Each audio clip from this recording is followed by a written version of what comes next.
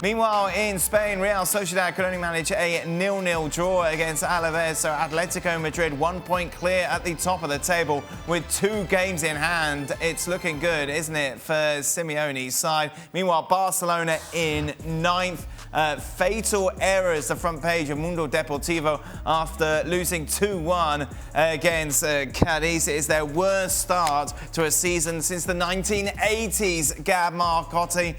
People questioning the attitude of Barcelona, given the way in which those 2 goals were gifts. Look, the 2 goals were horrendous. I mean, on the first one, Griezmann screws up. Mingueza, I don't know what he was doing, and I want to be too hard on him because he's a kid playing, his 3rd start in the first team. And the second one was a collective horror show involving Longley, Jordi Alba, and of course Marc-Andre Ter Stegen. But the problem is, outside of that, you had a whole bunch of sterile possession against a newly promoted side, admittedly a team that sit deep, but you just didn't feel that they had the personality. You didn't feel that they even created as much as they sometimes have done when they've lost games. And this is really, really undermining. It feels like it's, 2 baby steps forward and then a giant step back with this team. And, time is ticking on here.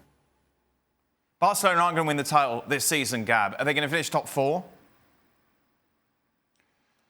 It's going to be a huge blow if they don't. I think that has to be the goal. We'll see what they can do in January. Obviously, they also have an absolutely horrendous financial situation, which means they can't go and spend their way out of it unless they go and sell one of their assets. But, of course, they have very few assets that are actually saleable, certainly in January.